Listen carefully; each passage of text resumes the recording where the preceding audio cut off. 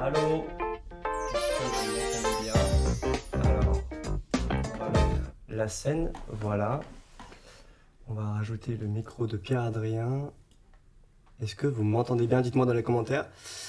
Enchanté Pierre-Adrien. Enchanté. On s'est vu il y a même pas une demi-heure. Oui. Donc c'est la première fois. C'est pas la première fois que tu viens à l'académie par contre. Non, absolument. Non, je suis déjà venu plusieurs fois pour divers événements, soit des conférences organisées par le collectif, Ok. soit pour passer des moments, pour des rencontres avec d'autres gens un peu du milieu, disons. Dites-moi s'il y a de l'écho. Je voulais savoir parce que j'ai activé caméra un peu trop à la gauche.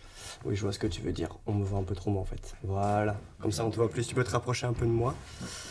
Alors, est-ce que tu peux te présenter, expliquer pourquoi tu es là dans ce live de l'académie et me dire avec qui et quel collectif tu travailles ou plutôt même tu t'es engagé? Tout à fait, oui.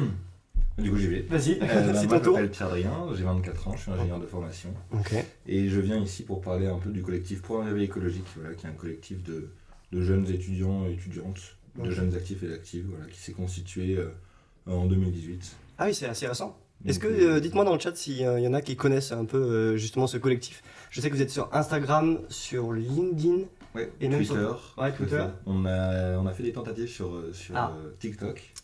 Alors, Alors, c'est pas moi qui gérais ça, c'est ok. avec plus ou moins de succès. Ah, sur j'ai notre presque, site internet. j'ai presque envie d'aller voir, mais On n'est pas obligé. ok, on n'est pas obligé, on va en rester là. Est-ce que tu peux m'expliquer du coup un peu, tu dis que ça s'est créé en 2018, Tout à fait. et c'est parti d'où et pourquoi du coup vous avez créé ce collectif?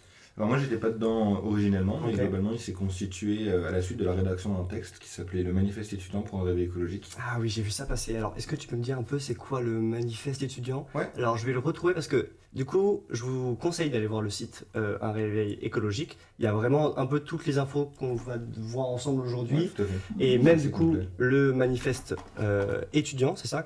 Ouais. Est-ce que tu peux m'expliquer un peu qu'est-ce que c'est et un peu pourquoi vous avez fait ce manifeste? Ouais, carrément. Globalement, c'était un texte d'étudiants et d'étudiantes qui rappelait un petit peu le constat tel qu'il était en 2018. Donc Ok. c'était un peu voilà, un changement climatique, enfin des changements climatiques même qui sont d'origine anthropique, un effondrement de la biodiversité, l'épuisement des ressources du coup renouvelables, non renouvelables. Ok.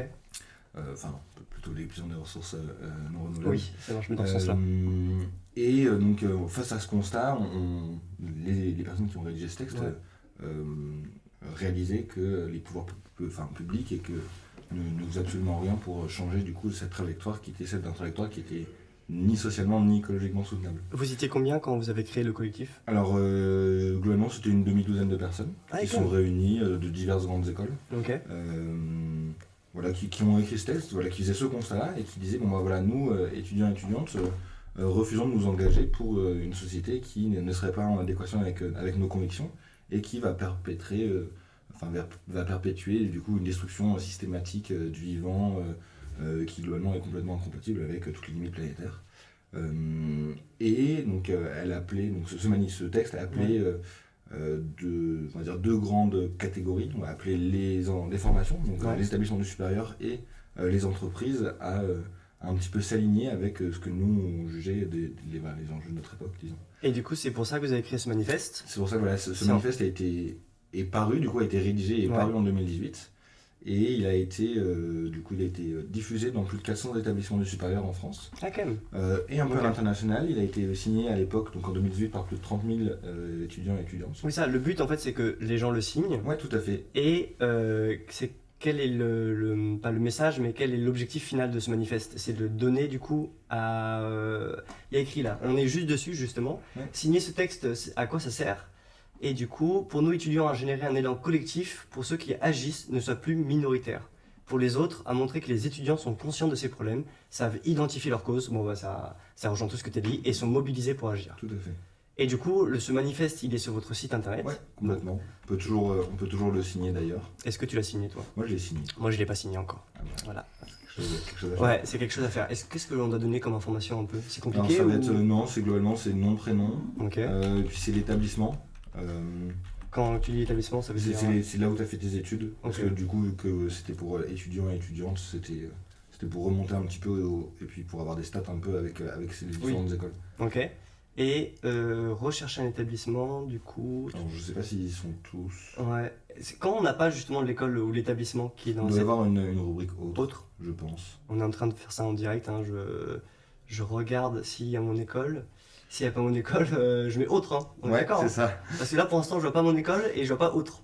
En sachant que vu qu'il y avait normalement, il doit prendre en compte pas mal d'écoles, mais peut-être pas toutes. C'est pas ordre alphabétique en plus. Oui, tout à fait. Ah si, pas ordre Ouais, alphabétique. c'est pas ordre Ah ouais, j'ai un alphabétique. peu de temps encore. Tu peux même taper dedans dans la barre Ah, de mais recherche, oui. je pense. Ah.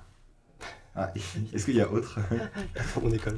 C'est raté. Il n'y a pas Y a autre pas non autre. plus. Bon. Et c'est pas obligatoire l'établissement. Bah, dans ce cas-là, c'est juste de Vas-y, signer. je mets mon mail. Ah si, je crois. Non, mince. France. Je veux pas. Ah, dommage. Sinon, tu mets un autre établissement. Enfin, Est-ce que tu mets ça un- bousille les stats si je fais ça? Est-ce que je Regarde fais pas tout en juste... bas pour voir s'il y a pas. Attends, je mets juste Paris pour voir. Essayez vous dans le chat d'essayer de faire le manifeste, je vous ai envoyé le lien. Vous me dites si ça fonctionne. Peut-être tout en bas du menu. Ouais, c'est quoi, je vais aller voir tout en bas. Mais il est tellement long, vous avez mis tellement Il y a d'écoles. beaucoup, on essaie de. Il y a beaucoup Ouais. d'écoles, enfin, il y a beaucoup d'établissements de Sauf supérieur. les miennes. Est-ce qu'elle est récente ton école? Ouais, c'est pour ça, je pense. Parce C'est que ça, pour ça. ça date de 2018 du coup. Ouais, c'est ça.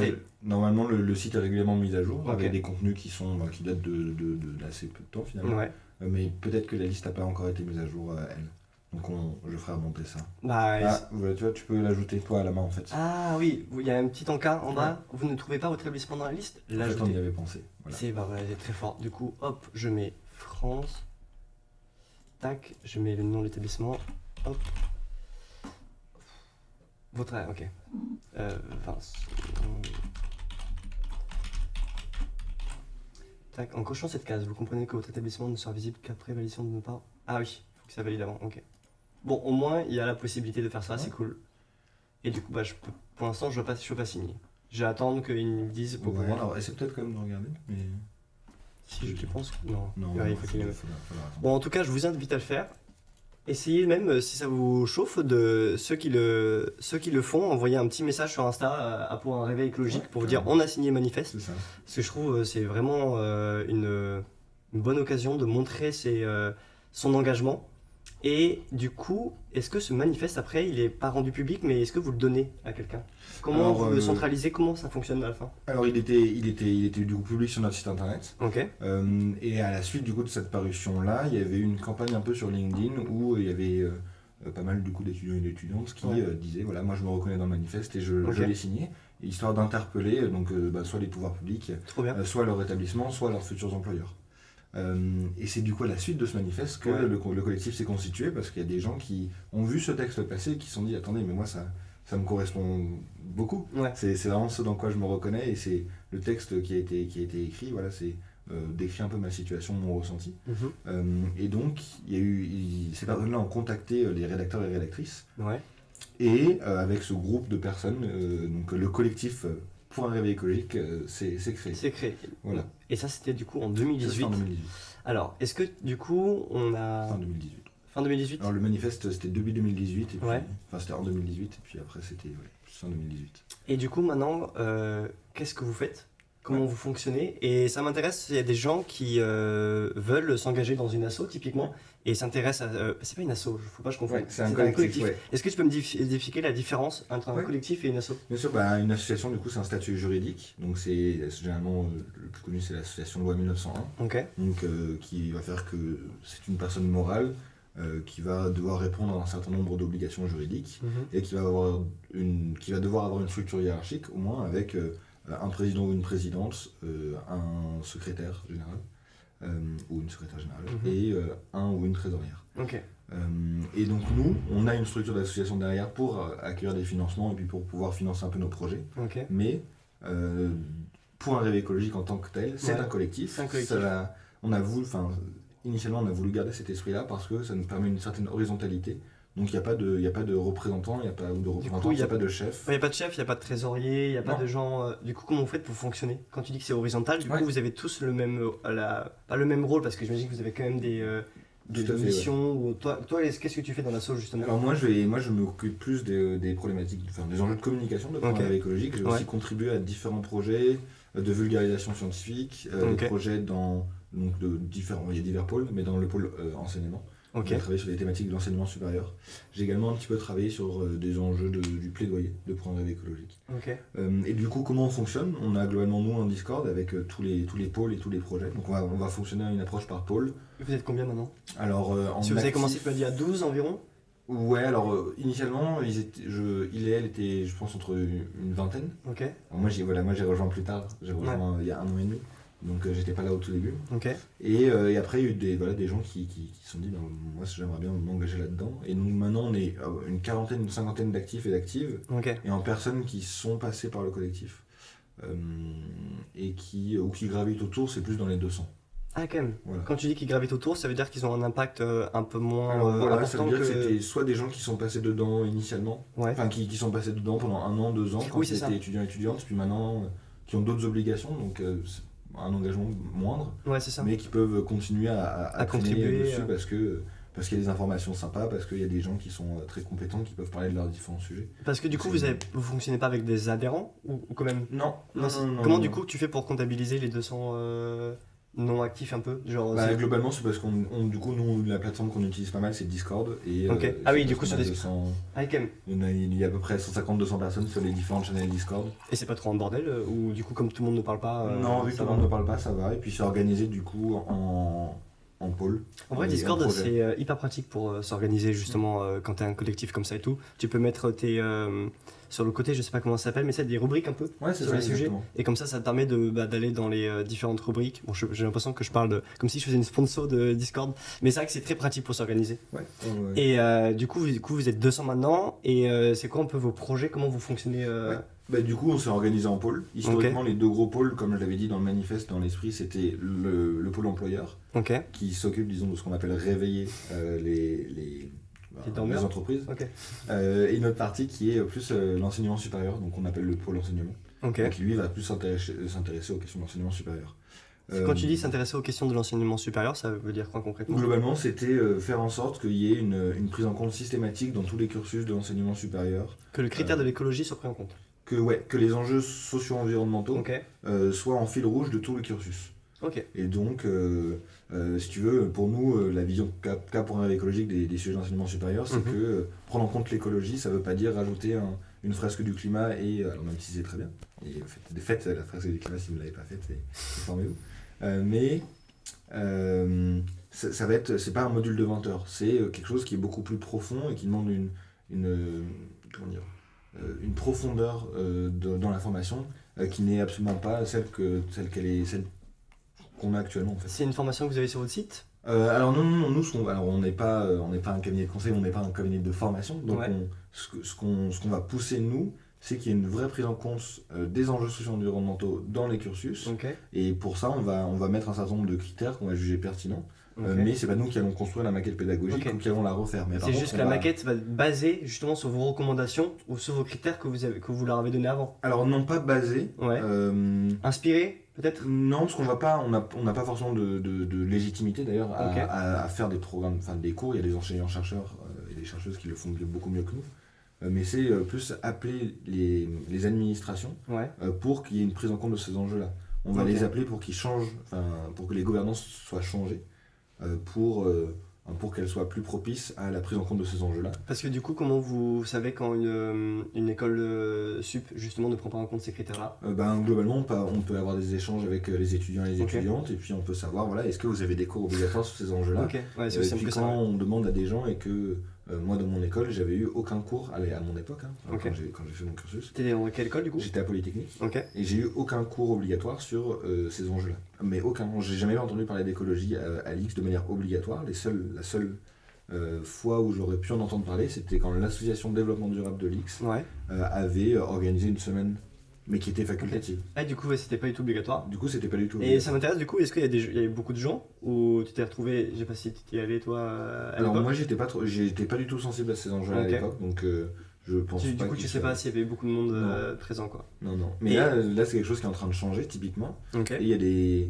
Donc, il y a des... Est-ce qu'il y a des cours obligatoires maintenant de ça? Alors, S'il y a des gens polytechniques dans le chat, dites-nous vous maintenant si vous avez des cours comme ça. il n'y Mais, avait pas de cours Alors il y a une rentrée climat qui a été faite, Ok. donc, qui doit durer à peu près une semaine, où il y a des conférences, etc., ça, qui sont obligatoires, me semble-t-il. Ouais. Et là, l'ambition, en tout cas, qui avait été affichée, à savoir si ça va être fait, c'est d'avoir un cours obligatoire dans le tronc commun. Un cours ok. Donc qui ferait entre 20 et 40 heures sur ces enjeux-là. Ok.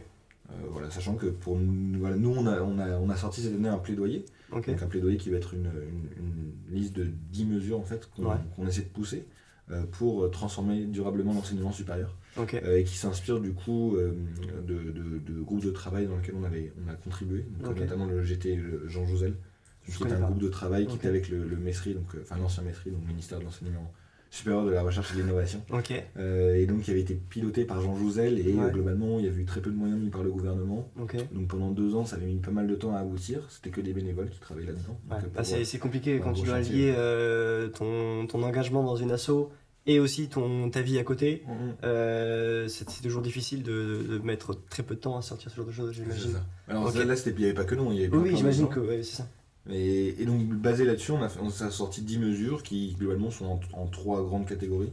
La première, ça va être transformer la gouvernance de l'entreprise, de l'enseignement supérieur. C'est ça. Donc c'est globalement former les comités de direction, globalement former les dirigeants et les dirigeantes de l'enseignement de ces institutions-là. On avait remarqué qu'il y avait un manque de volonté politique, un manque de moyens humains et financiers. Donc c'était détacher des gens à temps plein sur les enjeux sociaux et écologiques. Quand tu dis détacher des gens à temps plein, c'est genre des métiers en mode... Alors c'est-à-dire qu'il faut que selon nous, il faut que les établissements d'enseignement supérieur embauchent des gens qui soient uniquement, dont le travail est d'accélérer ou de mettre en place la transition socio-écologique de l'école en tant que petite entreprise, et en tant que contenu pédagogique. Et ça existe déjà ou pas ça? Est-ce qu'il y a des établissements qui mettent ça en place? Il y a des établissements qui le font, mais alors parfois ils le font. Donc ça arrive. Mais généralement ces gens-là ont peu de moyens.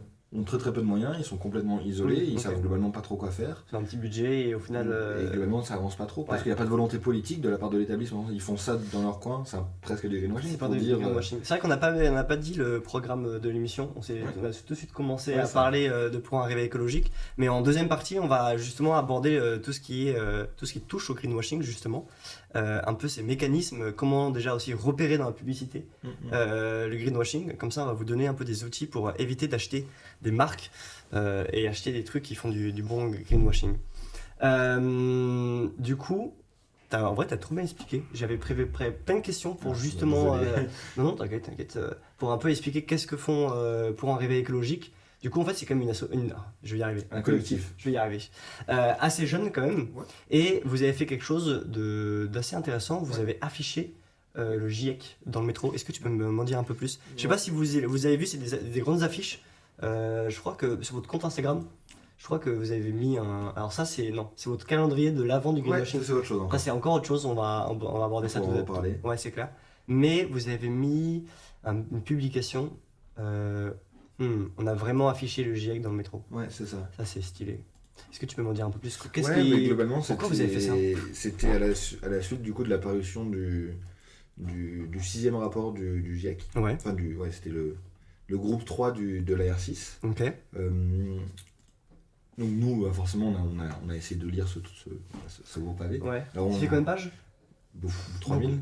C'est énorme. Enfin, c'est assez conséquent. Donc ce qu'on avait fait, c'était puis on s'est dit, voilà, c'est un outil qui est quand même assez exceptionnel, qui est hyper intéressant. Et puis globalement, c'est un consensus scientifique très fort. Il y a une légitimité de beaucoup de gens qui sont globalement calés sur ces sujets-là. L'asso, vous vous basez beaucoup justement sur le GIEC? Alors on essaie de se baser du coup sur les espèces les institutions qui font foi, parce que pour un peu contrer les discours climato-sceptiques ou climato-rassuristes, je crois que c'est comme ça qu'on dit, globalement tous ces discours-là, pour les contrer il faut généralement arriver avec des justifications scientifiques assez fortes. C'est clair. Avoir des bonnes sources. Des consensus comme ça, tout à fait. C'est assez fort. Et donc on s'est dit, voilà, ça c'est un outil qui est hyper pertinent, et globalement qui alerte, et puis voilà, il allait parler de choses pas mal concrètes. Donc les constats avaient été faits, et donc là c'était plus parler d'adaptation, de résilience, et puis globalement qu'est-ce qu'on faisait. Et on s'est dit, voilà, ça c'est hyper important de le traiter. Et donc on veut le synthétiser. Et donc on avait fait un travail préliminaire qui était globalement juste lire les chapitres, les vrais chapitres. Essayer de synthétiser un peu. Ouais, c'était lire dans les grandes lignes les chapitres, Ouais. trouver les grandes idées, et puis voilà, faire des points. On s'est mis à beaucoup dessus. Et le GIEC, ils n'avaient pas sorti aussi après Alors ils l'ont sorti, mais bien après. Bien après, ouais, c'est ça. ça. Ils l'ont sorti un peu après pas après tout le monde, mais après leur premier rapport. Ouais, Et mais comment ça marche un peu le GIEC? Je sais pas si tu connais bien, mais je sais qu'ils sortent plusieurs volets. ouais, c'est ça. Et vous, sur votre site, justement, vous en avez fait On en a fait synthétiser. 3, du coup, c'était Trois, les je crois que c'est 3 working groups de la R6. C'est ça. Et la R6, la R6, c'est la version 6, c'est ça? Alors la R6 c'était plus... alors ça je connais un tout petit Ouais, peu moins. en vrai, faudrait que je regarde aussi parce que faudrait que je m'y intéresse un peu plus parce que je sais qu'il y a eu plein de formats différents. Parce Ouais. que ça fait longtemps que le GIEC existe Oui, complètement. et que du coup, il Il commence. va réactualiser, il y a des choses qui vont être Exactement, réactualisées. il réactualise parce que du coup, je sais pas si vous connaissez un peu comment travaille le GIEC. Nous, on a fait sur l'Académie du climat, justement, je rebondis dessus, qui a un peu expliqué comment fonctionne le GIEC et pourquoi c'est un groupe de scientifiques il faut lire leurs travaux, il faut aller voir justement ce qu'ils ont fait, même si c'est un bon gros pavé, que c'est pas forcément très accessible à tout le monde. Beaucoup de gens, dont du coup pour un réveil écologique, ont synthétisé tout ça pour le rendre accessible. Ça, vous allez un peu vulgariser en fait, Ouais, c'est ça. un peu ça. Où je pourrais retrouver? Parce qu'en vrai, on avait bien fait justement, et c'est c'est encore un peu en bas. On avait fait justement le réchauffement climatique déjà aujourd'hui. Donc ça, c'était le premier volet. Et le deuxième volet, voilà, pourquoi le GIEC est-il si important? C'était le titre justement. Et pourquoi en fait il faut se baser dessus quand on parle d'écologie? Voilà, ça existe comme depuis 1988.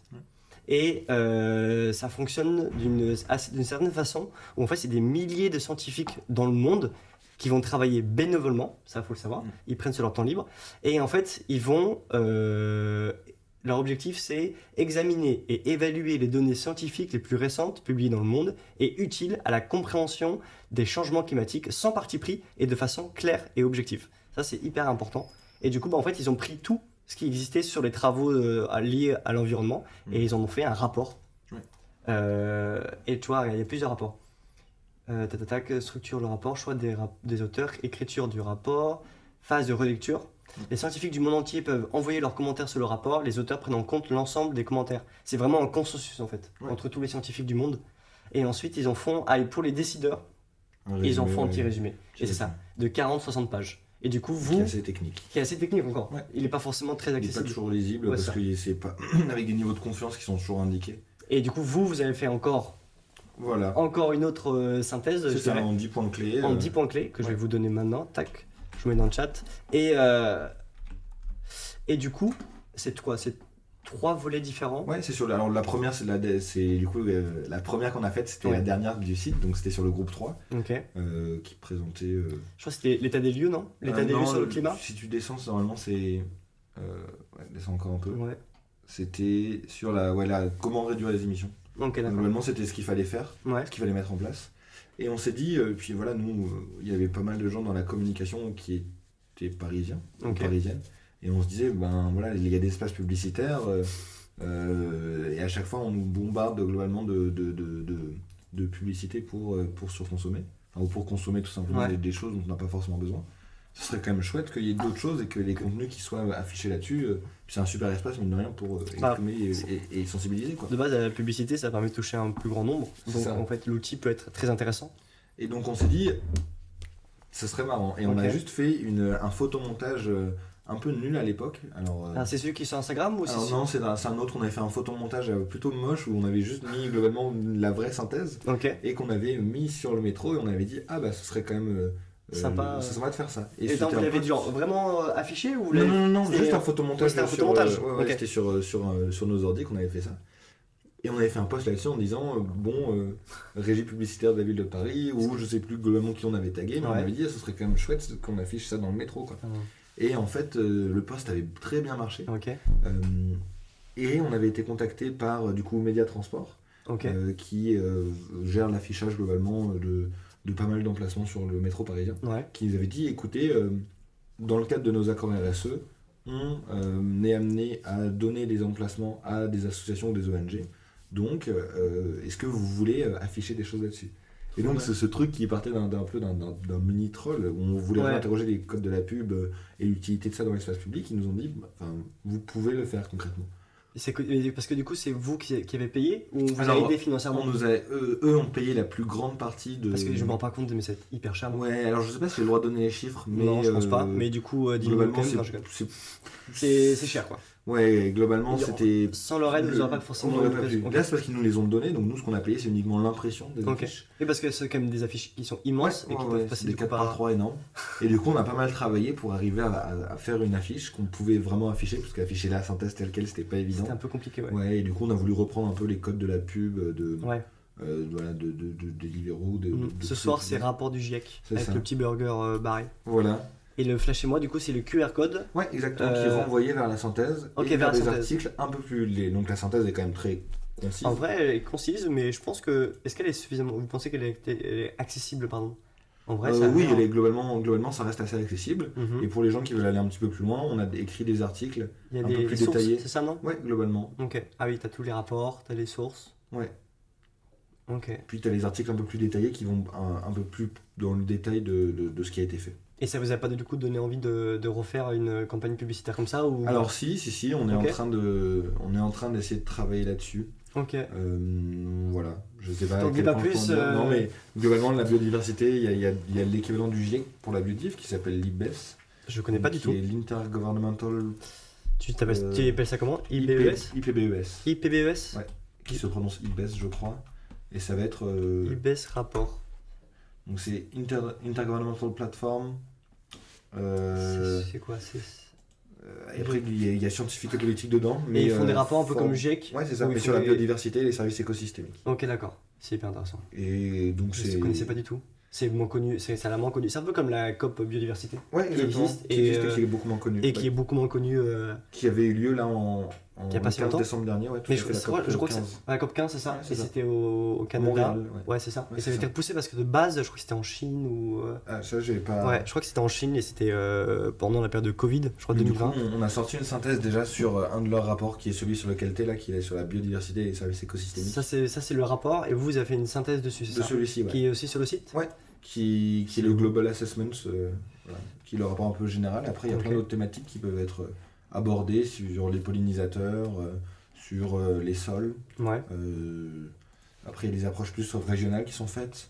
Donc, il y a globalement une douzaine de rapports qui sont sortis par l'IBES. Du coup, si je comprends bien, l'idée, ça serait de faire un autre format un peu d'affiche dans le métro, mais sur la biodiversité. Alors, pas forcément dans le métro, mais globalement d'essayer Ok. d'afficher les enjeux de biodiversité. Parce Ok. qu'on parle de plus en plus de climat, mais on parle pas énormément de biodiversité Ok, ouais. dans l'espace médiatique. Ouais. Et donc, le but, c'est de pousser un petit peu ça. De mettre ça en avant, quoi. Ouais, tout à fait. Ok, mais j'imagine que du coup, vous allez quand même pas forcément mettre ça sur des panneaux publicitaires lumineux dehors ou même des Non, panneaux mais publicitaires. nous c'était un no-go de faire ça sur des panneaux Ok, dans le métro numériques. numérique, ouais. Nous tous, voilà, on veut rester à du print parce que Ok. ça nous semble quand même. On est assez peu convaincus des ACV, des panneaux. Je sais pas comment des ça panneaux s'appelle. numériques. Ouais, c'est les panneaux numériques. Ouais, Ceux c'est qui ça. défilent avec la lumière. Ouais, exactement. Ça, ok. Nous, ça, c'est vraiment, on va absolument pas avoir utilisé ce genre de support. On préfère ne rien faire que de faire ce genre de support. Et du coup, j'en avais parlé du GIEC et justement, ouais, la crédibilité de l'assaut, j'avais noté justement en se basant sur le GIEC. Est-ce que vous, même votre pub en fait, quand vous avez fait la pub, vous avez fait un peu la pub de Pour un réveil écologique, mais vous avez surtout mis en avant le GIEC. Ouais, Le c'est but, ça. c'est pas forcément de mettre la lumière sur Pour un réveil écologique. Je sais Non. même pas si c'est noté. Si, ça doit être noté en bas. Ouais, peut-être en bas, ouais. Mais c'est Mais- vraiment le GIEC qui est mis en avant. Pour Ouais. vous, c'est hyper important justement de mettre autant en avant le GIEC. Bah, globalement, c'est un peu les bases scientifiques qui font le constat et qui présentent des différentes pistes d'action. Ouais. Et ce qui se dit, voilà, c'est qu'il y a le GIEC va présenter différents scénarios et c'est au pouvoir public, enfin les politiques, de choisir les trajectoires qui seront finalement prises. Mais c'est quand même une base scientifique ultra solide pour avoir un peu une idée de là où on va et de comment on y va. Et donc ça nous semble essentiel que le plus de gens en aient Possible. conscience. Et Connaissent GIEC et connaissent ce qui est écrit dedans. c'est ça. Euh, C'était juste c'était vraiment pour le vulgariser, C'est pour en vulgariser. parler, et parce qu'il y avait la sortie de Messi. Alors le groupe 1 c'était la sortie de Messi, Ouais. Messi au PSG c'était ce transfert-là. Ok. Qui a fait qu'on en parlait peu. C'était si longtemps que ça? C'était 2021? C'était l'année dernière, je crois. le groupe 1 c'était c'était été 2021. Après il y avait Et le donc- groupe 2, groupe 3. Ouais. Mais globalement à chaque fois ça avait été invisibilisé par d'autres choses. Ouais. Et on se dit mais attendez, Ok. c'est quand même quelque chose qui est fondamental pour l'avenir de la société. Donc c'est hyper important qu'on en parle et que les gens sachent ce qu'il en est, quoi. Ouais. Tu sais si Jack il vous a envoyé quelque chose ou pas pour vous remercier Alors, ou... du coup, cette synthèse, elle n'a pas été. Donc, c'est nous qui l'avons produite, Ouais, mais on a été aidé par Christophe Cassou et ok. Céline Guivarch, qui sont deux auteurs, enfin deux enseignants-chercheurs. C'est du coup des gens qui ont participé au GIEC aussi? Ouais, qui sont. Ok. Alors, je Tu sais veux que plus je regarde exactement, mais Il c'est. s'appelle comment Alors, Céline Guivarch. Je sais pas qui comment est- s'écrit. Céline, Celine, Ouais. et Guivarch, Gui. Céline, comment? Guivarch. Guivarch. Givarch. Qui, elle, est donc. Autrice du coup. Qui est co-autrice du GIEC. Ok. Qui travaille au CIRED. Une économiste du changement climatique Ouais, française. Ok. Et du coup, eux, ils vous ont aidé du coup à synthétiser ces Alors 10 nous, on points leur a clés. fait, on leur a Ah, fait fait relire. relire Ok. nos synthèses et nos articles Et ils vous ont pour validé. vérifier qu'on n'avait pas de contresens dans l'interprétation qu'on Ouais. avait faite dans l'interprétation, dans la synthétisation qu'on avait faite. Mais nous, c'était pareil, on a du coup fait des posts de vulgarisation justement sur les rapports du GIEC et on s'est rendu compte que la vulgarisation, c'est quand même un exercice qui est Ouais. assez compliqué pour pas faire d'erreur et justement ne pas avoir, comme tu dis, de contre, pas argumentation, mais de contre-éléments Ouais, qui tout à fait. ne cohabitent pas ensemble et sont pas très logiques en fait quand Ouais. tu les synthétises ou quand Et tu les Parce qu'on vulgarises. on a tendance à perdre un peu certaines subtilités Ouais, qui c'est sont ça. essentielles dans les messages. C'est vraiment ça, je trouve que la plus C'est- grosse c'est difficulté bien dans gardé. la vulgarisation, c'est de pas tout enlever, Mhm. mais suffisamment enlever pour que les gens comprennent. C'est ça. Parce que le problème, c'est quand tu enlèves des choses trop importantes, bah en fait, c'est comme si tu mentais presque. Bah, En tout cas, tu te donnes pas toute la bah vérité. ouais, ouais, Et c'est des nuances qui t'aident vraiment à comprendre le propos. c'est ça. Mais c'est dur, hein, quand tu vas faire un post Instagram pour essayer de vulgariser un sujet, et en même temps où tu sais que les gens vont avoir 2 minutes max, alors très peu de moments d'attention pour lire ce que tu veux mettre. Vulgariser, c'est un exercice hyper compliqué. Ouais, bah, je suis bien d'accord. Mais du coup, toi, dans l'assaut, je me souviens plus trop ce que tu m'as dit. Qu'est-ce que tu fais exactement, Alors, concrètement? moi, du coup, je suis dans la pôle communication principalement. Ok. Donc, globalement, je vais gérer on est une équipe, hein, il y a que moi. Vous êtes combien Mais, du coup, dans le pôle communication? Parce que vous avez quand même beaucoup de réseaux, Alors, non? Comme tu dis, vous êtes ouais. à Instagram, LinkedIn. Alors en personnes actives, disons, on Ok. doit être une dizaine, une douzaine. Ah oui, quand même. Et donc Ah, vous êtes ça beaucoup. va être... Vous êtes plus que nous à l'Académie du climat dans le pôle com. Ouais, bah voilà. putain, pas mal. Et tous bénévoles. Ouais, pas mal. Tous et toutes. T'arrives à gérer justement le côté bénévole et ton taf et tout à côté? Alors ça dépend des moments. Ouais. Tu t'organises comment? Genre, moi, tu te dis un soir par semaine, allez, je me donne à fond pour l'assaut ou... Alors ça dépend des périodes, ça dépend des moments, ça dépend de l'investissement qu'on veut avoir. Ouais. En septembre, globalement, je donnais entre 15 et 20 heures de mon temps à côté de mon semaine travail par semaine pour... Ah oui, c'est pour un ça. grand engagement Donc quand même. c'était beaucoup. Ok. En ce moment, c'était dur du coup, parce que j'ai Ouais. fait ça pendant longtemps. Bah, t'es déjà là, du coup, C'est tu ça. peux compter 1 heure dans ton engagement C'est de la ça, semaine. mais c'était un peu dur, ça c'était un peu dur, enfin globalement, parce que du coup il y avait mon travail à côté qui me prenait au moins 40 heures, Ah, quand même. donc ça faisait beaucoup d'heures, mais après c'était quelque chose qui m'animait, c'était quelque Ouais. chose qui me faisait vibrer, avancer, donc c'était une volonté personnelle, et maintenant c'est plus, voilà, c'est à la mesure de ce qu'on peut donner, donc Ok. Oui, c'est ça, dès que t'as du temps libre et que t'as envie de c'est ça. t'y mettre. Et donc c'est que... le soir en rentrant, là voilà, quand je suis au travail, je suis au travail, et quand je fais autre chose... Ouais. Tu mélanges jamais les deux Non. Bah, alors parfois, moi, dans le cadre de mon travail, je suis amené à faire parfois à animer des fresques du climat, des fresques de la biodive ou à discuter de ces thématiques-là. Ok. Mais je vais pas sur mes temps de travail. Ouais, oui, logique. Ouais. C'est- Et comment ça s'est passé un peu du coup ton déclic? Tu m'as dit que ça faisait quoi, un an et demi que t'es dans Ouais. l'assaut? Comment ça s'est passé? Est-ce que t'as été déjà sensibilisé? Ça fait combien de temps que t'es sensibilisé à l'environnement? Comment ça s'est passé un peu? Alors moi, ça a été très rapide. Parce que du coup, Ça veut dire quoi de très rapide pour toi? ça veut dire que entre le moment où j'ai commencé à prendre conscience des problématiques, disons, Ouais. et le moment où je me suis engagé dans le Point Réveil écologique, Mhm. il s'est passé 4 mois, je pense, 4-5 mois. Ah ouais, assez rare ça. Hein. Ouais, De c'était quelqu'un très- qui a un très peu le rapide. déclic sur ce qui l'entoure et sur les sujets environnementaux et qui s'engage. Ouais, peut-être 5-6 mois, mais c'était... Enfin, globalement, je suis passé vraiment de pas du tout politisé, pas du tout conscient de ces enjeux-là, à... enfin, Qu'est-ce qui s'est passé pour que tu. bah, j'ai pas Qu'est-ce trop qui de... s'est passé dans ta Il y vie a pas vraiment de- pour que tu me passes de à rien du tout à je suis engagé dans une asso Ouais. comme du coup Point Réveil écologique qui est une grosse asso et collectif. passer collectif. Pas de Je vais pas y problème. arriver. Non mais je vais pas Pas y de arriver. problème. Et que tu passes 20 heures de ton temps par semaine pour eux. Ben... Alors, c'est pas du tout la voie habituelle. Ok. Globalement, donc moi, j'ai fini ma scolarité à Polytechnique. Après, Ok. je suis parti en école d'application aux mines de Paris. Et là-bas, donc globalement, j'avais un cursus qui était lié aux thématiques énergétiques. Ok. Donc j'étais un peu confronté à Oui. ce genre de Ok. choses-là, mais pas vraiment plus que ça. Et en parallèle, en fait, je me suis pas mal intéressé à des questions de féminisme Ok. et à des questions plus qui interrogeaient la structure familiale nucléaire, euh, là, qui remettaient un peu en cause ce schéma-là comme le seul schéma possible. Ok. Et donc j'étais un peu dans une démarche où je remettais en cause pas mal de choses qui m'avaient été données. Où juste j'interrogeais, je me disais mais pourquoi ça c'est comme ça, pourquoi c'est pas autrement. Mhm. Et pas mal d'une interrogation et une espèce d'ouverture sur le monde, quoi. Ouais. À se réinterroger pas mal de choses. Et en fait, dans mon cursus, ben, finalement, je commençais à voir un peu ces thématiques-là émerger.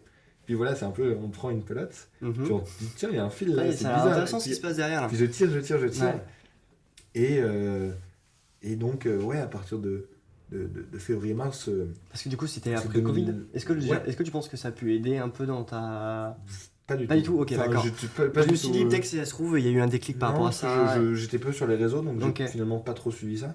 Et ouais, juste j'ai commencé à creuser un petit peu, et puis on creuse, ben, c'est intéressant, puis c'est un peu inquiétant, donc on a envie d'aller voir un peu plus loin. Ah, surtout l'écologie, puis- quand tu creuses, il y a tout. Hein. Bah, Il c'est y a- ça. tu peux trouver Et tout ce puis, que tu veux. je pense que je peux encore creuser pendant Ah, des je années, pense des qu'on années, peut, on peut creuser longtemps. encore longtemps. Ouais. Et donc j'ai tout déroulé, et Ok. puis, enfin j'ai tout déroulé, mais je me suis Petit à petit, renseigné, et puis je me suis dit, attends, mais c'est merde quoi, il y a un gros problème là quand même. Et puis du coup, je me suis dit, dans ma vie personnelle, il fallait que je fasse pas mal de choses, Ok. déjà que je change pas mal de choses. Donc je suis devenu végétarien, Ok. mais ça c'est en 2-3 mois quoi. Du coup, tu as commencé à agir sur ton. Mais à mon échelle À ton échelle individuelle, Ouais. c'est ça. Un Donc peu, j'étais t'as avec- fait des éco-gestes pour Ouais, exactement. changer tes habitudes. Ce qui était, voilà, j'ai fait ce que je pouvais faire, disons, Ok. à ma mesure à moi. Du coup, c'est quoi, quelle thématique tu as commencé à toucher? Donc, Alors, alimentation, Alimentation, je végétarien. suis devenu végétarien. Ok. J'avais pas forcément de raison de prendre l'avion particulièrement, mais bah, Donc. j'ai plus pris l'avion. Ok. T'es en ville, du coup, j'imagine pas de voiture. Ouais, Ok. moi je fais tout en transport en commun ou en Vélib, Ok. parce que je vis à Paris. Ouais. J'étais pas trop quelqu'un qui consommait beaucoup de choses. Ok. J'achète peu de choses. Mes vêtements, j'en ai qui datent encore du lycée ou machin. Ok. Donc j'achète quasiment plus rien quoi. Ok. J'ai commencé à manger, alors c'était bio, local de saison. Donc, Ouais. globalement, en fait, j'allais au Biocoop acheter Ouais. tout en vrac et puis voilà, je chauffais pas chez moi. Est-ce que t'as eu. Ah, tu chauffais pas chez toi? Je chauffais pas. Alors j'étais dans un immeuble où globalement j'étais chauffé un peu par mes voisins. Ok. Mais moi, en fait, j'avais toujours trop chaud et j'étais en mode, bah, j'ai pas besoin de chauffer, donc je Ok. chauffais.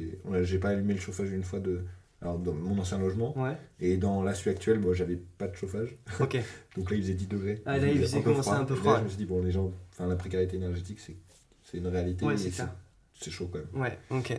Mais ouais, donc j'ai fait tous ces éco-gestes-là, et puis à un moment, je me suis dit, attends, les problématiques, en fait, c'est bien, mais de faire des choses à l'échelle individuelle, c'est nécessaire, mais Mm.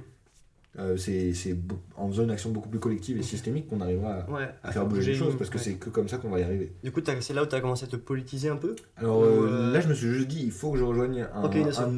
Et ça, on rappelle, c'est en 4 mois. Hein. C'est. Ouais, alors on va dire plus 6 Allez, mois. disons 6 mois, c'est déjà 6 énorme. mois. C'est Et, énorme. et en fait, j'avais un ami donc de Polytechnique et des mines, qui était avec Ok. mon mine, qui était dans un asso, enfin Ouais. dans le Pour la Rêve écologique, dans le collectif Pour la Rêve écologique, mais je savais pas ce que c'était. Ok. Moi, je savais juste qu'il était dans un truc écolo, Ouais. et je lui ai juste dit, Un mais truc écolo. c'était vraiment comme ça que je le voyais à l'époque, Ok. quoi. Et je suis arrivé et je lui ai dit, mais moi, je veux rejoindre Ton truc. ton truc. Ok. Mais je savais pas ce que c'était, alors que c'était quelque chose qui était un petit peu connu, etc. Ouais, pour un rêve écologique, c'est connu quand même. Et il m'a dit, écoute, il faut que tu vois avec un peu, je te présente un peu les projets, Ouais. et puis que tu vois un peu avec Si les RH, parce qu'on Même a si- des petits RH. Ok, si ça t'intéresse, même toi, qu'est-ce que. C'est ça. Comme tu connaissais pas du tout, j'imagine. Ouais, je connaissais rien du tout. Ok. J'avais pas signé le manifeste, etc. à l'époque. Enfin, T'inquiète, moi j'ai pas encore signé Ouais, manifeste. donc, ouais, non, mais- tu peux t'engager sans avoir signé C'est ça. manifeste, même si c'est mieux de signer manifeste. C'est bien sûr. ça. Ok. Et globalement, il m'a présenté et je lui ai dit, mais ça me va hyper bien. Et donc j'ai rejoint fin septembre Ok. 2021. Et moi, je voulais rebondir justement quand tu dis en mode, tu as commencé à mettre en place des éco-gestes. Ouais. Souvent, quand on dit justement devenir végétarien, réduire, devenir plus sobre, moins consommer, faire plus attention du coup à son habitude, on va dire, à son quotidien, c'est un peu, beaucoup de gens disent, on s'enlève du confort, Ouais. et c'est vu comme quelque chose de négatif. Ça m'intéresse d'avoir un peu ton point de vue sur, t'as changé quand même très rapidement, t'as eu un peu un réveil écologique. Complètement. Ce qui est Sans, normal. sans mauvais jeu de mots. Ouais. Assez rapide, comment ça s'est passé justement cette transition? Est-ce que tu l'as mal vécu? Est-ce que ça t'a apporté justement des choses positives dans la façon de changer de vision de ton quotidien? Comment ça s'est passé? Bah, ça c'est C'était Malta, vraiment pas une c'est- contrainte. Ok, C'est-à-dire que ça s'est vraiment super bien passé. ok, Je l'ai jamais vu comme une perte de quoi que ce soit. C'était complètement voulu. C'était pour éviter toutes les dissonances cognitives, pour être en adéquation avec mes convictions. ok. Parce que je pense qu'être en dissonance cognitive, peut être C'est viscéral et c'est C'est pas très agréable. très désagréable. Ouais, Et donc moi, je voulais être en adéquation avec mes convictions. Et puis pour moi, c'était un petit peu se reconcentrer sur des choses plus essentielles, plus importantes, sur de l'humain, du social. Et puis un peu faire table rase d'autres externalités qui finalement ne contribuaient pas à grand-chose dans ma vie. Il y a plein de trucs globalement qui étaient finalement assez accessoires. mais ça, je pense que je vais poser la question à plein de gens qui viennent pour justement montrer un peu que changer d'habitude et changer de quotidien, c'est pas forcément quelque chose de négatif. Parce qu'en fait, du coup, comme tu dis, t'es plus en cohérence. Tu te sens bien avec toi-même? C'est ça, tu te sens bien avec toi-même. Et ça, C'est- c'est quelque chose c'est épanouissant. Moi, je trouve que c'est épanouissant. Ouais, C'est-à-dire que je me sens bien, j'ai honte de rien. Tu vois, Ouais, j'ai c'est pas ça. de contradiction. Alors, tout le monde a des contradictions, mais j'ai Mm. pas de contradiction suffisamment forte pour que ça me mette vraiment mal à l'aise. Et ouais, je me sens bien dans ce que je fais, je sens que je suis en adéquation avec mes valeurs dans beaucoup de pans de ma vie. Alors, je peux pas forcément être exemplaire dans tous les cas. Oui, c'est ça. comme Mais je fais un petit peu tout ce que je peux le plus que je peux donner à un moment donné, quoi. ouais. Est-ce que je voulais vite fait un peu aborder avant qu'on finisse parce qu'il est 18h47, on a vite fait parler du greenwashing quand même. On a préparé un petit, pas volé, mais une petite parenthèse dessus.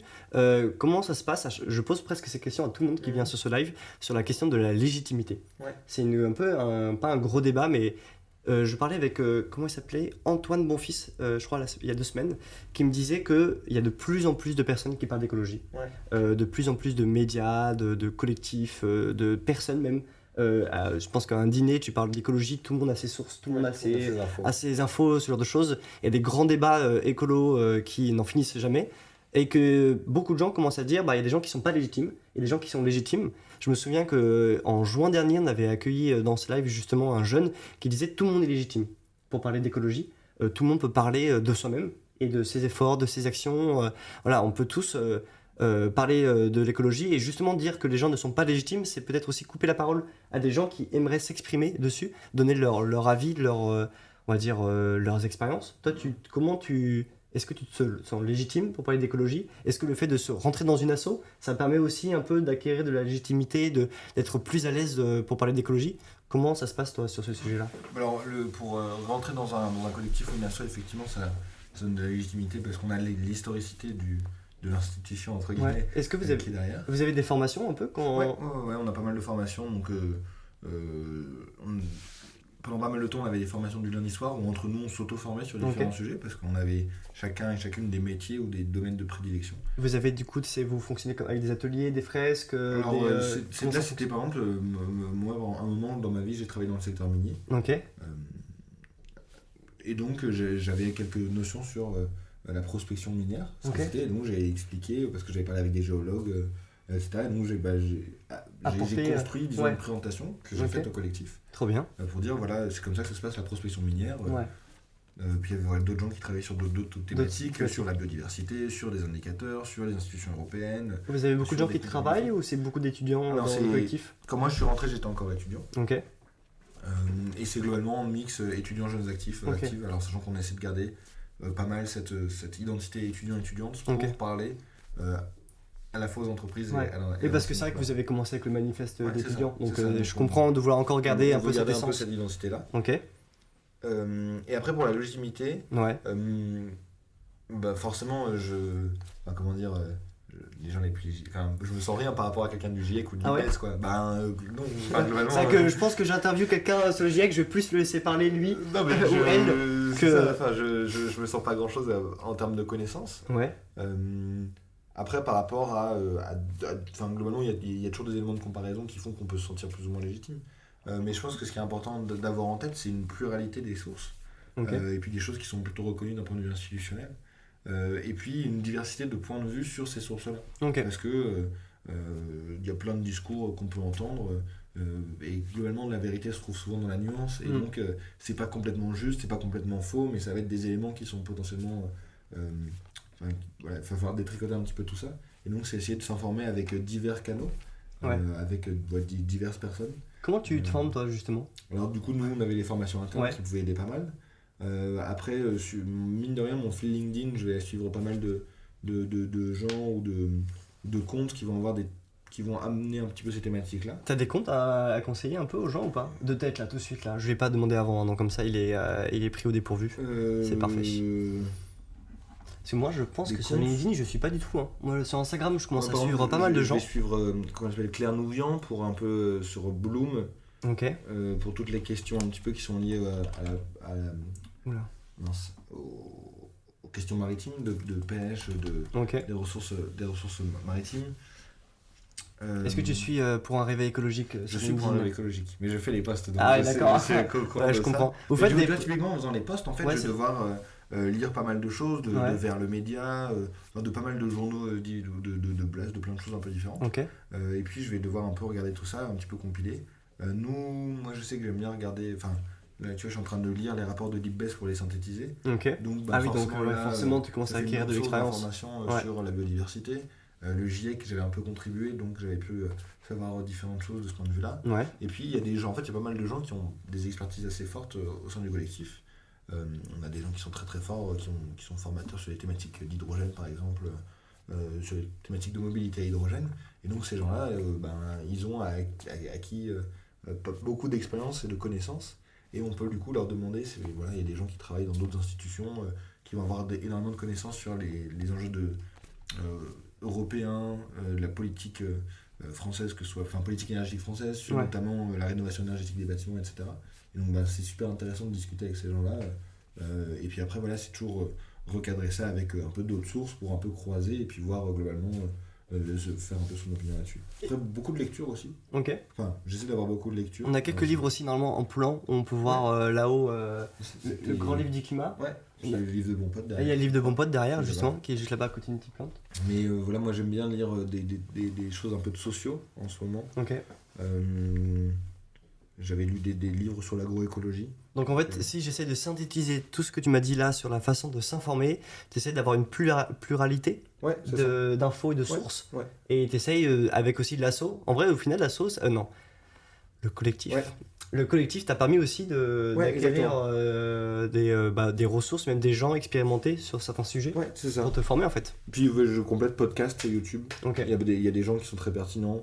Alors, je pense à. Enfin, tu vois, sur Thinkerview, tu avais plein de Ouais. gens qui passaient, donc c'est pas toujours les mêmes. Oui, En c'est fonction ça. des intervenants, ça peut Ouais. être ou intervenantes, ça peut être des gens Mhm. hyper intéressants et Ouais, c'est vrai. toujours. Ouais. C'est ça. Non, ouais, c'est ça. T'as bien résumé. Il est quelle heure? Il est 53. Pff, oh là là, on va tellement pas avoir le temps. Passe vite. Ça passe hyper vite. Du coup, on avait. Et voilà, ça charge, ok. Tac, tac, tac. On voulait finir sur le greenwashing. J'ai demandé tout à l'heure à Pierre-Adrien un sujet qui t'intéressait. Et tu m'as dit le greenwashing. Ouais. Pourquoi tu m'as dit le greenwashing?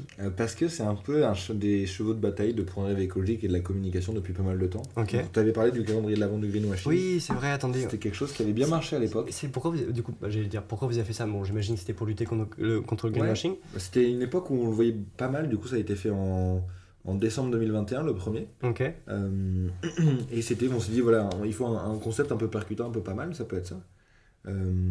Et on s'est dit, voilà, le greenwashing, il y en a tellement dans l'espace médiatique qu'on pourrait globalement communiquer là-dessus, un peu dénoncer ces opérations-là. Ok. Parce que c'est de la communication Salut qui est Pierrot. malhonnête. Salut les mecs. Et, Ouais.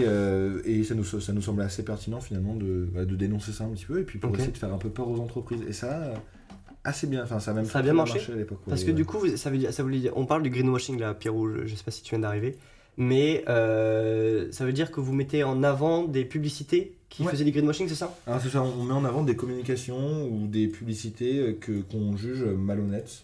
Alors voilà, certains diraient que c'est maladroit, certaines nous on dit que c'est plutôt malhonnête. Parce que quand tu dis que c'est le fait de faire du greenwashing, c'est malhonnête pour vous. Pour nous, c'est mal. Ben, globalement, les entreprises savent ce qu'elles font. Ouais. Et donc, quand elles communiquent de telle sorte à se faire passer pour vertueuses, Ouais. alors que finalement leur modèle économique est absolument pas compatible avec ce qui est la trajectoire d'un futur socialement et écologiquement soutenable, ben, c'est malhonnête. Et c'est pour désinformer, disons, les citoyens et les citoyennes, Ouais. puis pour leur donner bonne conscience, alors que finalement, Oui, c'est qui ça. est fait finalement est pas du tout bon. Et j'avais noté, justement, du coup, quand Pierre-Adrien m'a parlé du greenwashing, je me suis dit, bon, c'est quoi, on va essayer de faire justement un petit volet greenwashing, de vous donner des outils, justement, pour apercevoir, je dirais, ou pour remarquer les entreprises et les publicités qui mettent du greenwashing. Et je suis tombé sur un super article de Bon Pote, du coup, je crois qu'il date un peu, mais il date de 2021 ou 2020. Et du coup, il montrait des exemples de pubs de l'époque, donc je trouve que ça n'a pas forcément d'intérêt maintenant. Mais il donnait un peu déjà la définition et il expliquait pourquoi combattre le greenwashing. Et c'était intéressant, du coup j'ai synthétisé un peu et je vous donne le site et le lien pour justement aller voir après, si vous avez le temps. Et si vous avez pas le temps, du coup je vous donne hop, les quelques infos. Il disait déjà comment on lutte ça en France. Et il disait que c'était l'autorité de régulation professionnelle de la publicité, donc ARPP, qui gère ça. Tu connais ça toi ou pas ça? Ouais, on le connaît parce que on a déjà interagi avec eux plusieurs fois. Et Pourquoi? finalement, c'est quelque chose, soit dans des salons, Ok. enfin, ou pour discuter de ces thématiques-là, Ouais. soit parce qu'il y a des gens du collectif qui ont été amenés à rencontrer des gens de cette institution, disons. Ok. Et c'est assez peu de moyens, et puis les leviers juridiques pour aller embêter les entreprises Ils sont sont assez pas faibles. suffisants. Ouais. Parce que j'ai vu qu'il y avait un lien pour justement se plaindre d'une Ouais, publicité c'était au JDP, du coup, c'est le jury déontologique de la publicité. et qui font partie du RPP du coup. Ouais, Ah. alors Ah, bonne je suis question. pas certain. Moi je crois que si, hein. Je suis pas sûr parce que du coup c'était aussi sur le site du Bon Pote. C'est un moyen d'action justement pour lutter Ouais. contre le greenwashing. C'est ça. Quand vous voyez une entreprise, une publicité qui utilise des mécanismes de greenwashing, vous pouvez aller vous plaindre, littéralement, c'est ça. Alors il y a quand même des critères assez précis. Pour se plaindre, vous ne pouvez pas juste aller sur le site, déposer votre plainte, vous devez quand même prendre en compte ces critères-là. Mais je crois que c'est RPP, hein. Je regarde, mais non. Est-ce que je dis Là, il est est-ce marqué, que je dis n'importe quoi? Si, sont à... Ah non, t'as raison, c'est deux choses différentes. Adressées. Les remarques sur la publicité en général sont Ouais. à adresser à l'RPP. Et ça, du coup, c'est pour. Alors ça, c'est le jury déontologique publicitaire de déontologie publicitaire, pardon, Ouais. qui va émettre un avis, qui C'est va ça, en fait. rendre une espèce de jugement, Ouais. mais qui est symbolique, qui C'est ne ça, va c'est avoir aucune oui, c'est vertu ça, ça aura juridique. aucune valeur. Bon, après, le Voilà. but, c'est quand même de mettre ça en lumière. Après, quand vous du coup cherchez normalement le nom de l'entreprise ou le nom de la pub, vous Ouais. avez en fait en première page le fait qu'il y a une décision qui a été rendue qui dit que c'était de la communication malhonnête, Ok, d'accord. trompeuse, ou du greenwashing. Du globalement. greenwashing. J'ai pris justement sur l'ADEME le terme greenwashing. Qu'est-ce que ça veut dire exactement? Alors, c'est utilisé pour qualifier tout message publicitaire pouvant induire le public en erreur sur la qualité écologique réelle d'un produit ou d'un service ou sur la réalité de la démarche de développement durable d'une organisation. Ouais, c'est assez précis. Oui. Ouais. Et du coup, en fait, il y a quand même des critères assez précis. Il y a quand même plein de publicités qui utilisent le vert, typiquement. Ouais. Euh, Ça, c'est la base. ah, je pense que c'est la base. Je vous avais pris du coup 9 signes qui ne trompent pas pour justement quand vous êtes devant la télé ou quand vous êtes en train de regarder une publicité dans le métro, quand vous êtes en train de voir l'affiche de point réveil écologique dans le métro, vous pouvez regarder si du greenwashing. Et du coup, il y en a 9 et on va vous les citer. Tu veux qu'on en fasse un chacun? Allez. Moi, je commence du coup par le 1, c'est quand c'est un vrai mensonge. Il n'y a rien d'écologique dans le produit ou le service vanté comme tel. La démarche de développement durable valable n'existe pas. C'est ça, vanté plutôt n'existe pas. Et heureusement, c'est rare. Et en fait, des fois, il suffit juste d'aller voir sur le site, d'aller voir le produit qu'ils utilisent pour la marque. Des fois, on se rend compte que en fait, la communication a été faite sur rien. Ouais. Et ça, c'est déjà un premier levier pour constater le greenwashing. C'est ça. Après, le deuxième point cerné par l'ADEME, ça va être Ouais. une promesse disproportionnée. Donc c'est le produit ou service a un intérêt écologique, mais cela ne le rend pas pour autant inoffensif ni bénéfique pour l'environnement. Or, le message omet cette précision et laisse croire un intérêt écologique supérieur à la réalité. Oui, c'est ça, en fait, ils exagèrent de L'absence ouf. totale d'impact. Ouais, sur le c'est ça. produit. En fait, je pense qu'il y a beaucoup de marques et beaucoup de produits qui ont une vérité de base, mais juste en fait, ils l'exagèrent et ils le mettent. Ouais, nous globalement, ce qu'on dit, c'est que ça va être problématique, ça va être du greenwashing dès lors qu'il y a un décalage entre globalement l'impact réel et les activités. Mais C'est-à-dire que par exemple, on a une pub de, alors je sais plus quelle banque c'est, mais qui a le Crédit Mutuel, je crois. Une banque. Une banque qui a changé sa carte de crédit Ok. pour mettre moins d'encre dessus. Ok. Bon, globalement, c'est bien. Globalement, c'est une bonne action. Mais communiquer très largement là-dessus en disant Ok. on se verdit parce qu'on fait ça, alors qu'à côté, on va continuer à verser des milliards à l'industrie de l'oil and gas. Ouais. Bon, On l'échelle, en comprend fait, que les échelles c'est. sont pas les bonnes. C'est. J'allais dire. établir les échelles de valeur entre certaines actions. Ouais. C'est assez intéressant justement pour voir sur quoi ils communiquent. Et en fait, des fois, certaines entreprises communiquent sur des petites actions. Quasiment des éco-gestes par Ouais, c'est rapport ça. à... Alors qu'il Exactement. y a des vrais moyens et des vrais... Et pourtant, les éco-gestes sont nécessaires. Mais c'est juste en fait la communication qui est faite et pas du tout à la hauteur de l'action. C'est ça, Ok. complètement. Avant de revenir sur les points, j'avais quand même noté, et c'est un peu intéressant, et c'est dommage qu'on ait commencé par ça directement, c'était pourquoi le greenwashing c'est problématique, et ou en tout cas, à quel point ça n'aide pas en fait la transition écologique.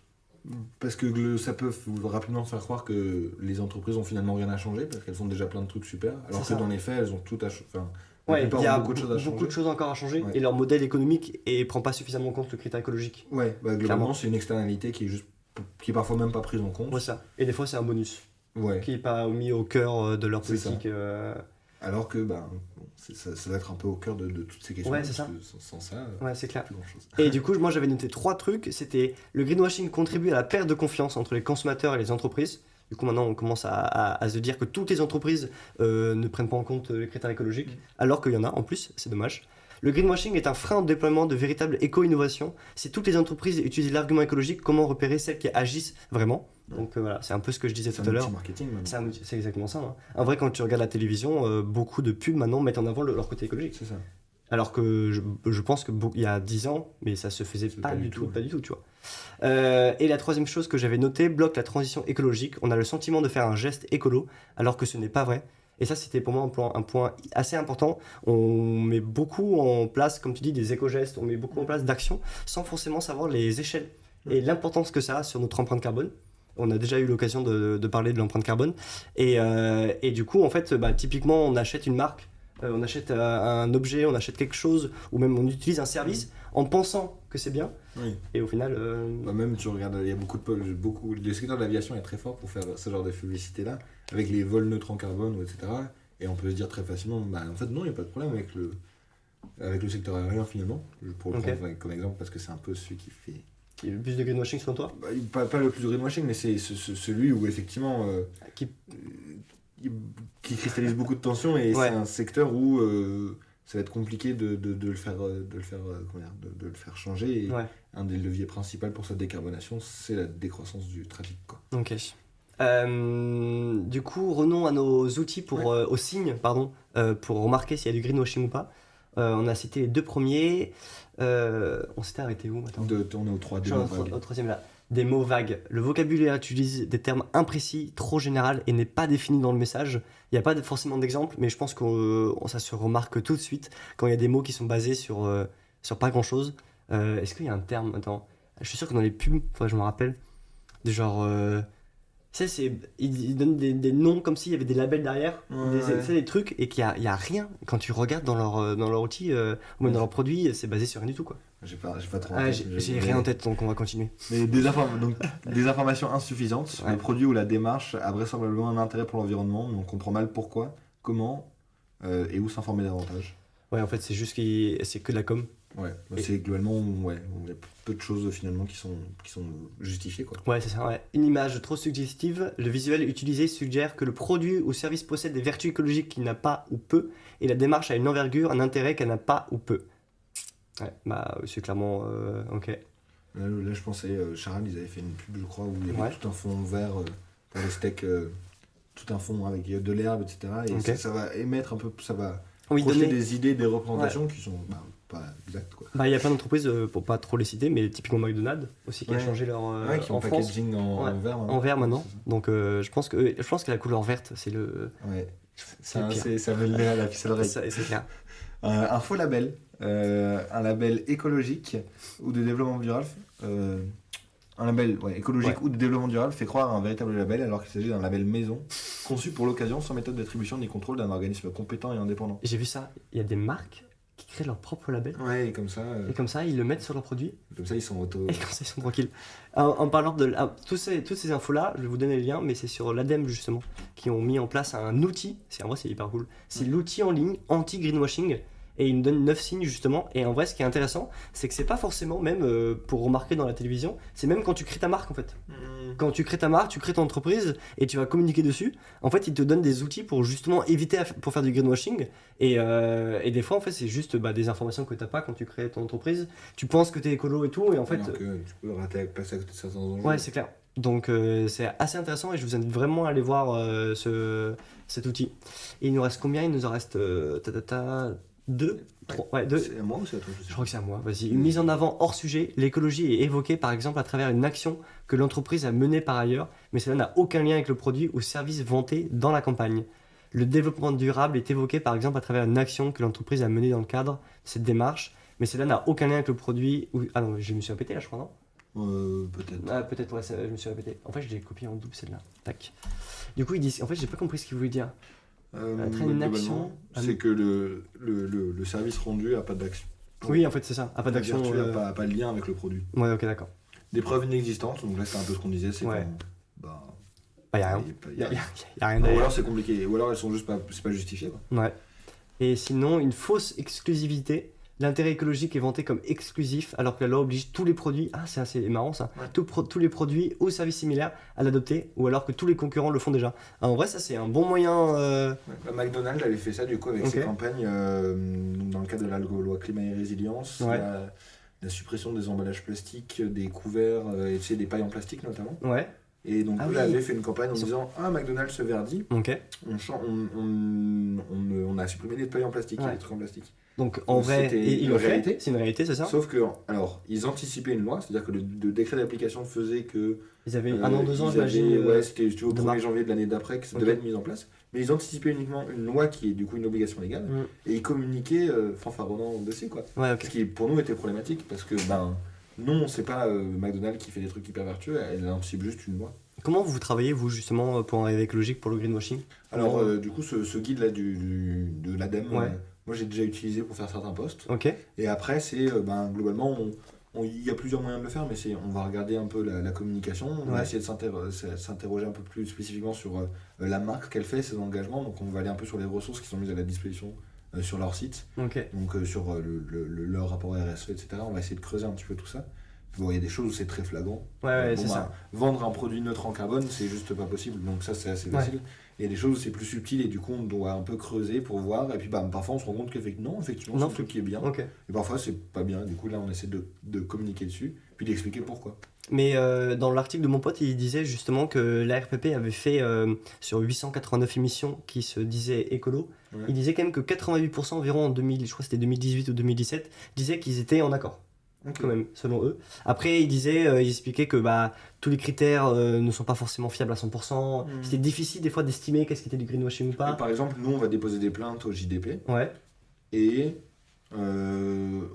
comment dire la plainte va pas être ce que nous on avait jugé être du greenwashing, Ah oui, elle va et pas être reconnue. oui, c'est ça. En Donc, fait, les RPP critères, c'est pas universel en fait. Ouais.